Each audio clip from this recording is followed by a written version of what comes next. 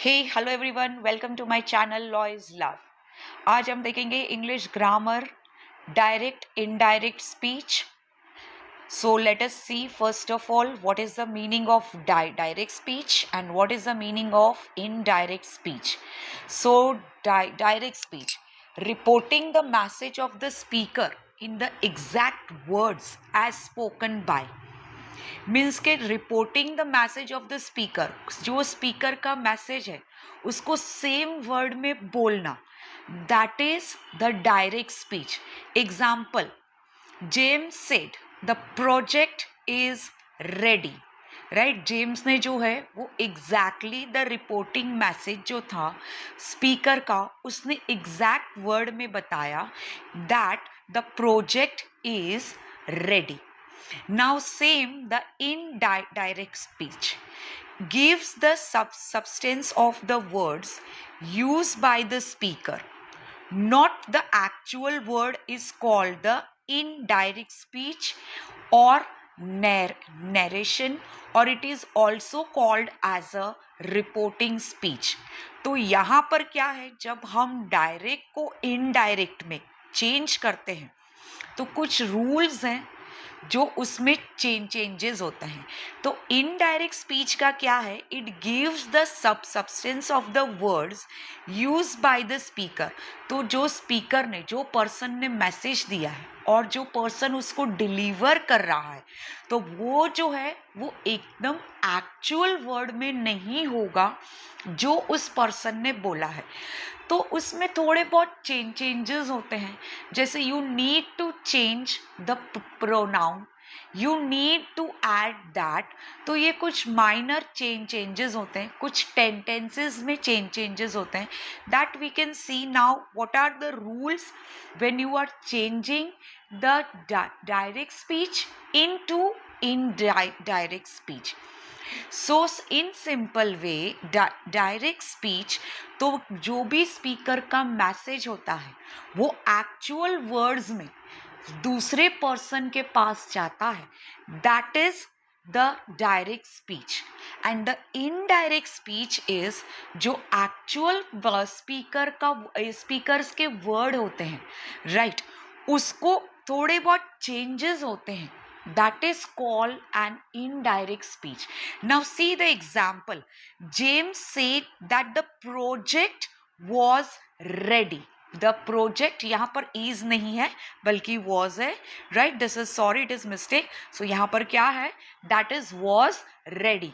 तो जेम्स ने क्या बोला कि that the project was ready. This was the changes. Now what are the rules? So पहला rules देखते हैं, what are the rules direct to indirect speech, that is reporting verb। हम सबसे पहला reporting verb देखेंगे, जैसे यहाँ पर दिया हुआ है said, राइट, तो ये होता है हमारा जो जेम्स सेड, तो ये जो सेड दिया है, राइट, ये जो है वो हमारा रिपोर्टिंग वर्ब है। This is our reporting verb and this is called the reporting speech. ये जो है वो हमारी स्पीच है, right?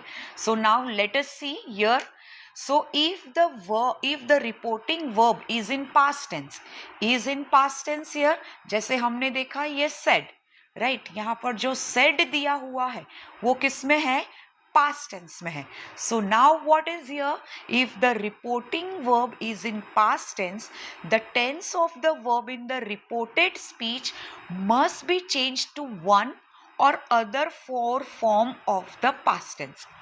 तो भाई इसका मतलब क्या है कि अगर हमारा रिपोर्टिंग वर्ब पास्ट टेंस में है, राइट, तो अगर ये पास्ट टेंस में है जैसे सेड, तो हमारा the tense of the verb in the reported speech, right, तो ये रिपोर्टेड स्पीच में जो टेंस है इज दिया हुआ है, राइट, वो चेंज होगा in the other four form of the past tense.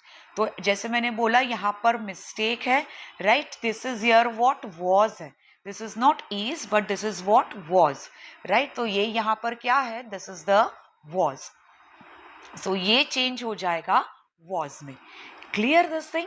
यह तो other four form of the past tense. तो other four form of the past tense कौन सा है, that is the simple past tense, then past continuous tense, past perfect tense, and the past perfect continuous tense, right? So this is the second. If the reporting verb is in present or future tense, the tense of the verb in the reported speech is not changed. तो अगर reporting speech अगर हमारा reporting verb मान लो कि present tense में है, तो ये सेड की जगह सेज होता, तो वो क्या हो गया, that is the present tense.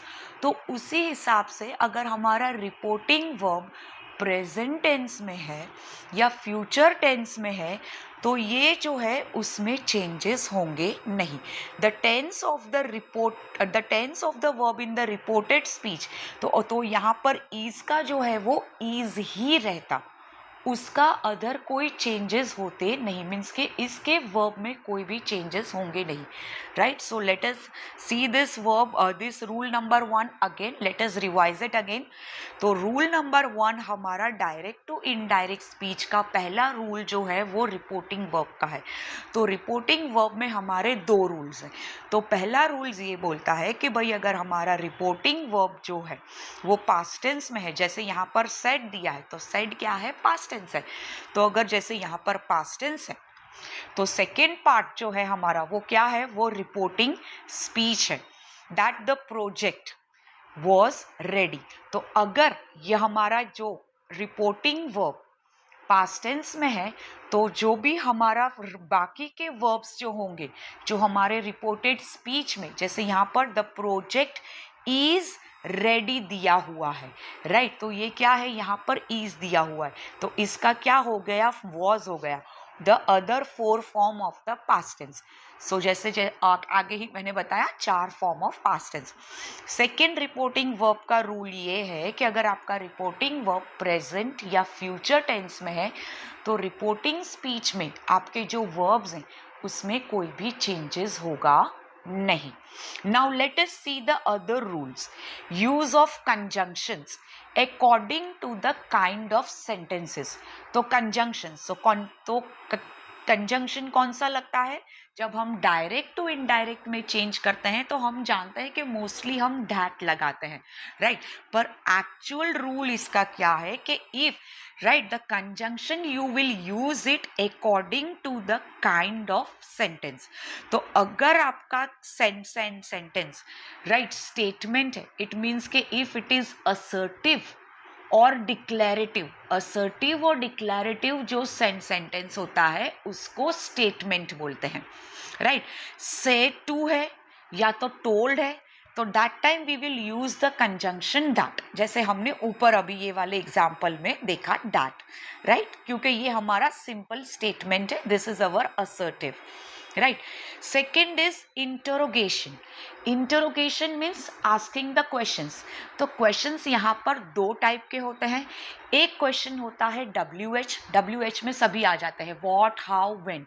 So when you are asking the WH question, it means you are asking some information, right. And the second is the verbal question, जब हम सामने वाले पर्सन के पास आंसर एक्सेप्ट करते हैं कि वो yes या नो में दे. इज दिस योर पेंसिल, तो yes it is my pencil, no it is not my pencil, right. So this kind of sentence, this kind of questions are called the verbal questions.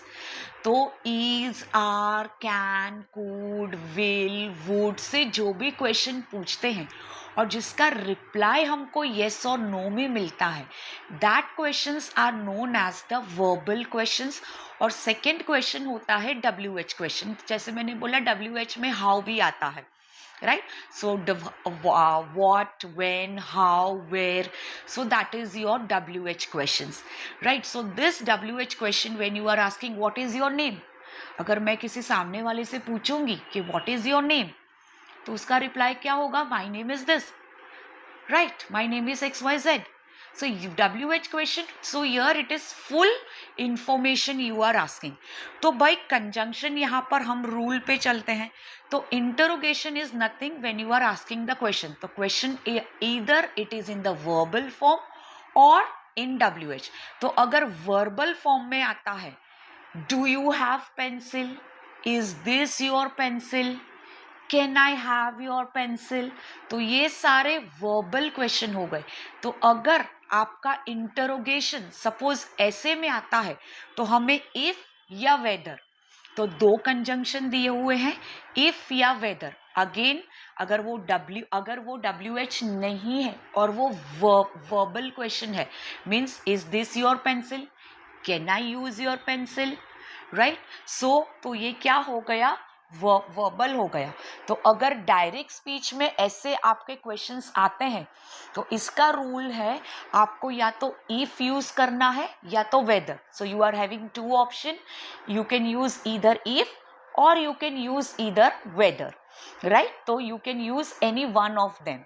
और WH रहता है what is your name, तो वो WH से ही start होगा, वहां पर आपको इफ और वेदर यूज करना नहीं है। The second is the exclamation. Exclamation year means what, कि मीन्स कोई भी सडन राइट एक्सप्रेशन आपका मिलना। गुड न्यूज आए एक्साइटेड हो गए, राइट। सैड हो गए अगर कोई बैड न्यूज आया, right. Hurray we won the match. So these are what the exclamation where you are expressing your feelings।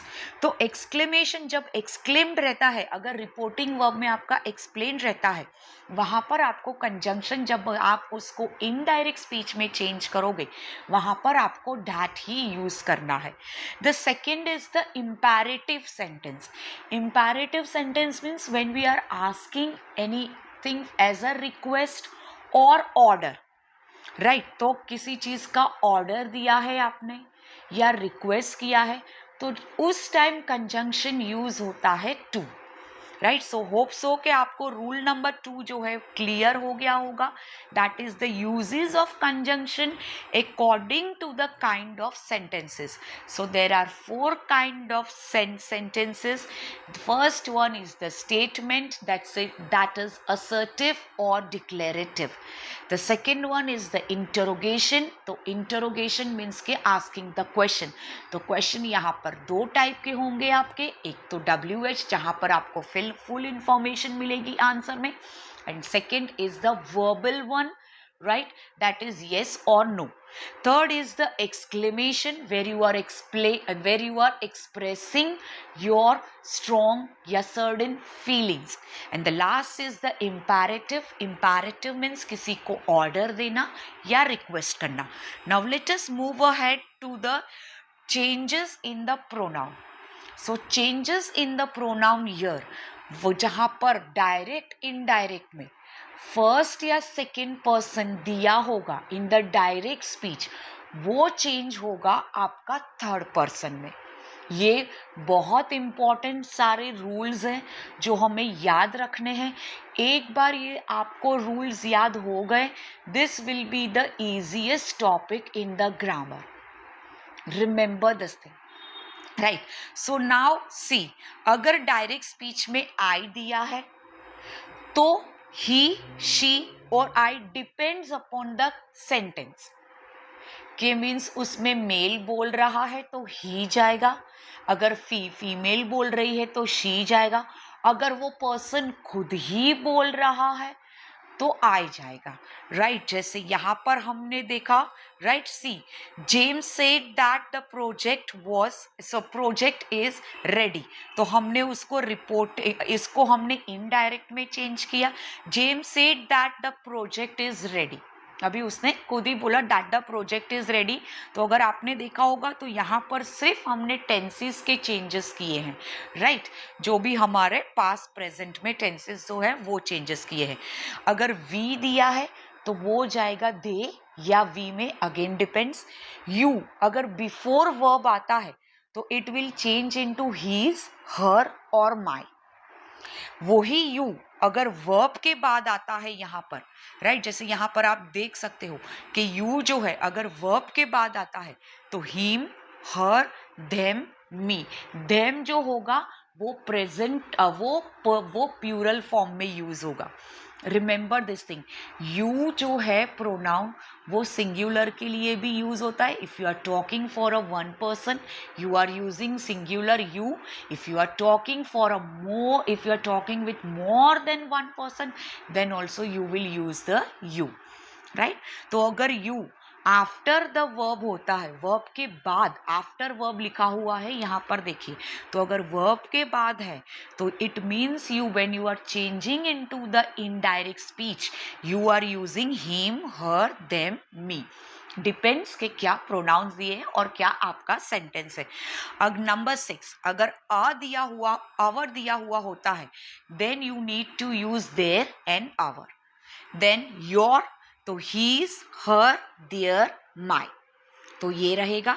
If me दिया हुआ है him, her, me. Depends again, सारे प्रोनाउंस डिपेंड रहेंगे आपके रिपोर्टिंग स्पीच पर, right और कौन पर्सन जो है वो रिपोर्टिंग के वक्त बोल रहा है. देन अस, तो them and us. Our self, them self. Your self, himself, herself, my self. ours, theirs, yours, his or her, right. So this is given. So hope so कि this is clear. ये पूरा table बनाकर upload किया हुआ है तो you can go through it. Now the rule number 4 is the change in the auxiliary verb, right.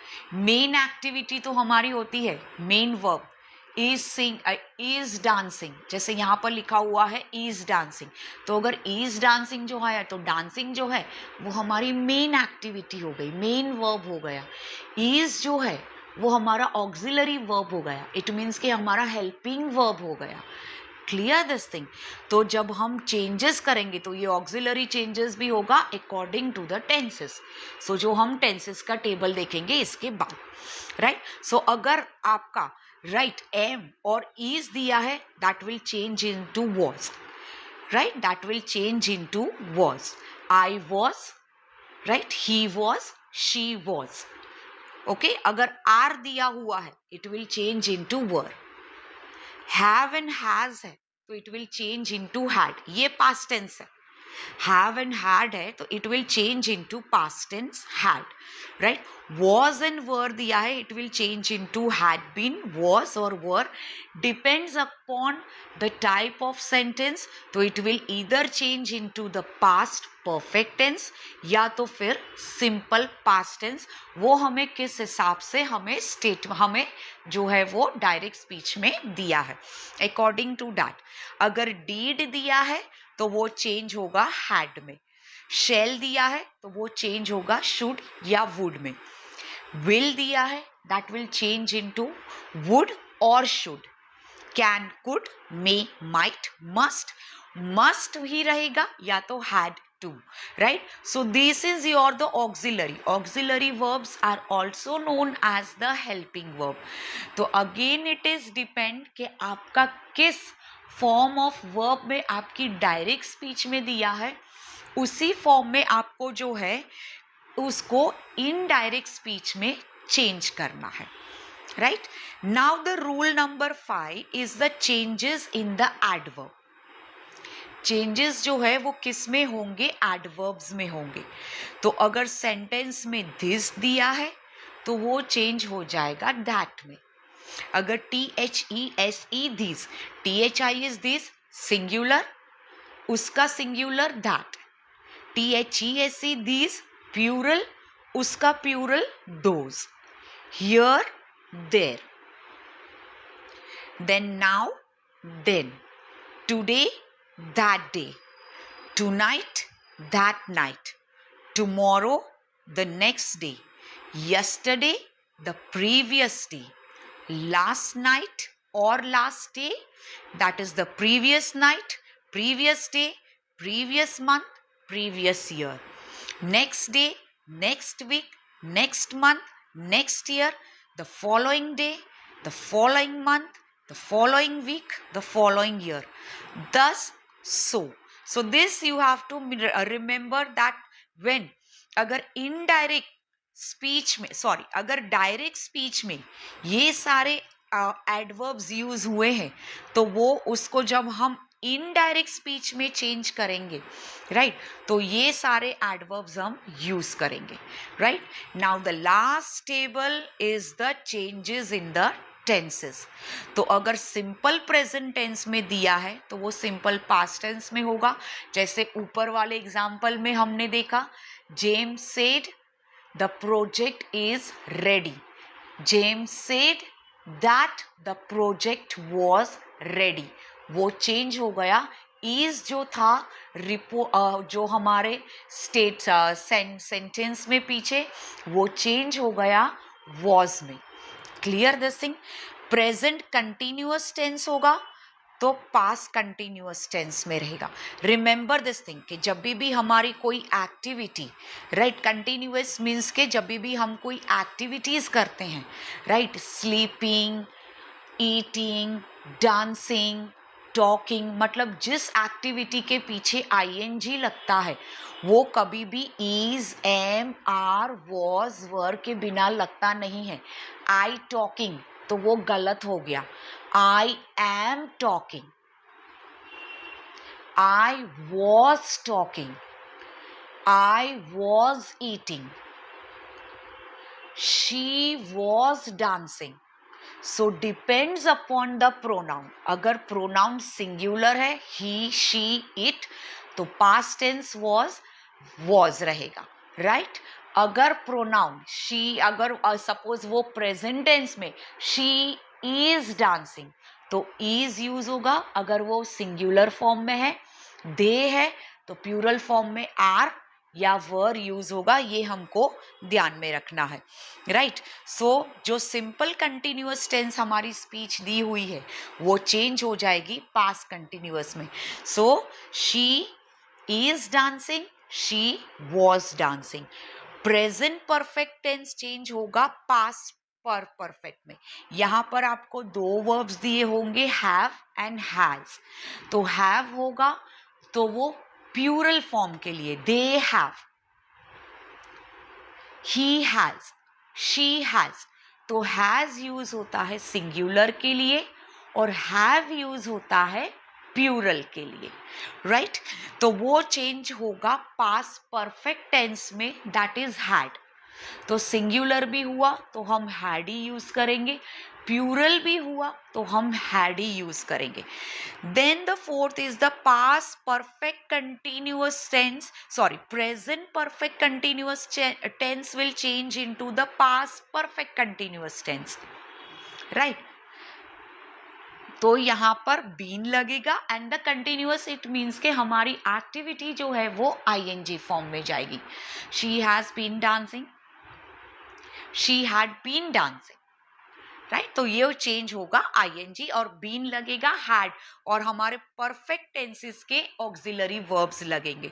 Simple past will change into the past perfect. Rule number 1 का सब rule number 2 जो देखा, sorry, सब rule number 1 said दिया हुआ है reporting verb में, तो वो चेंज होगा किसके, other 4 form of the past tense. तो सिंपल पास्ट टेंस दिया था जेम्स सेड, तो हमने द प्रोजेक्ट इज रेडी उसको इनडायरेक्ट स्पीच में कर दिया, द प्रोजेक्ट वॉज रेडी, तो वो पास्ट परफेक्ट, राइट से, सॉरी, तो वो हो जाएगा पास्ट परफेक्ट टेंस में। So in the any other form of the past tense depends upon your statement. Clear this thing. Past continuous तो वो हो जाएगा पास्ट परफेक्ट कंटिन्यूअस, ये सारे सिंपल पास्ट के हैं। Then past perfect and past perfect continuous will change into the past perfect continuous tense, it will change into the past perfect continuous tense, मतलब यहां पर कोई भी चेंजेस होंगे नहीं। फ्यूचर टेंस अगर शैल एंड विल दिया हुआ है, सो द कंडीशनल टेंस यहां पर इट मीन्स शैल का जो है वो शुड हो जाएगा, वुड, विल का जो है वो वुड हो जाएगा, राइट। सो नेक्स्ट लेक्चर देखेंगे विद द एग्जाम्पल के साथ, जहां पर हम सॉल्व करेंगे कुछ एग्जाम्पल्स, वी विल सी, तो आपका कंसेप्ट जो है वो और क्लियर हो जाएगा। This all are the rules uploaded, right. Hope so you have liked my explanation, आपका कंसेप्ट जो है वो क्लियर हो गया होगा. So if you liked my explanation, please do like, subscribe and share to my channel law is love. Thank you so much.